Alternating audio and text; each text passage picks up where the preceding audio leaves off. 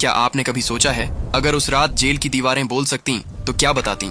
वो रात जब आकाश में बिजली चमकी, यमुना जी की लहरें उठीं और एक बालक का जन्म हुआ जिसकी हंसी ने पूरी सृष्टि की किस्मत बदल दी। लेकिन उस रात एक ऐसा रहस्य भी जन्मा जिसे आज तक कोई नहीं समझ पाया। हजारों साल पहले मथुरा के उस अंधेरे कारागार में भारी बारिश हो रही थी। कंस की जेल के बाहर बिजली की चमक और अंदर देवकी की आंखों में आंसू। हर धड़कन के साथ उसकी सांसें तेज हो रही थीं। वासुदेव की हथेलियों में पसीना, लेकिन मन में विश्वास। देवकी, ये समय डरने का नहीं है। वासुदेव के ये शब्द जैसे देवकी के दिल की धड़कन को सहारा दे रहे थे। अचानक आकाश में बिजली कड़की और उसी पल एक कोमल रोशनी पूरे कारागार में फैल गई। वो कोई साधारण रोशनी नहीं थी, जैसे स्वयं विष्णु का तेज उतर आया हो। देवकी के गोद में एक नन्हा शिशु, नील वर्ण, कमल जैसी आंखें, होंठों पर हल्की मुस्कान और माथे पर चमकता चंद्राकार तिलक, जैसे संसार रुक गया हो। लेकिन दोस्तों, इस जन्म के साथ एक सवाल भी जन्मा। क्या यह बालक सच में भगवान है या एक ऐसा रहस्य जिसे इंसान समझ ही नहीं सकता? वासुदेव ने बच्चे को टोकरी में रखा।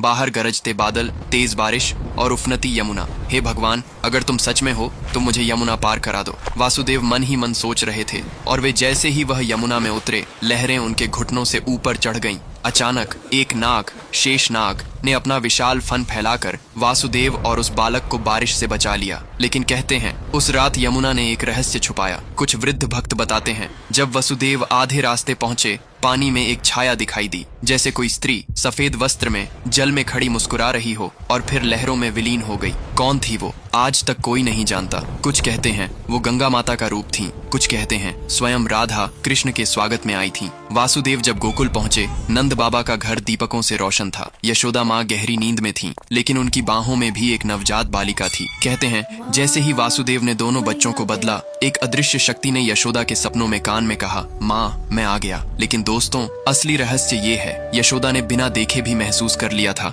कि उनके गोद में अब जो बालक है वो कोई साधारण बच्चा नहीं। और तभी से जन्माष्टमी के दिन मथुरा वृंदावन में रात को मंदिरों में दीपकों की कतार, भजन की धुन और गोपियों की नृत्य मुद्राएं मनाया जाता है। कुछ श्रद्धालु कहते हैं, रासलीला के बीच एक क्षण आता है जब सभी नर्तक रुक जाते हैं और लगता है जैसे मुरली की असली धुन सुनाई दी हो। देश में जन्माष्टमी हर शहर में अलग अलग तरीके से मनाई जाती है। जैसे महाराष्ट्र में दही हांडी का रोमांच होता है, सैकड़ों युवा ऊपर बंधी मटकी को ताड़ते हैं। लेकिन एक साल ऐसा हुआ कि हांडी तोड़ी ही नहीं जा सकी, क्योंकि जैसे ही आखिरी लड़का ऊपर पहुंचा, हवा में अचानक मुरली की आवाज आई और सब नीचे बैठ गए, भजन गाने लगे। मणिपुर में रसलीला का आध्यात्मिक रूप होता है। यहाँ का रसलीला सिर्फ नृत्य नहीं, ध्यान है। कहते हैं, अगर आप इसे पूरे मन से देखें तो कुछ क्षणों के लिए समय रुक जाता है। एक बुजुर्ग महिला जो हर साल कहती हैं कि जन्माष्टमी की रात उनके आंगन में छोटे छोटे पद चिन्ह दिखाई देते हैं। एक छोटा बच्चा जो कहता है, मैंने सपना देखा, कृष्ण ने मुझे लड्डू खिलाया। ये किस्से सच हैं या श्रद्धा की ताकत? यही तो इस कहानी का रहस्य है।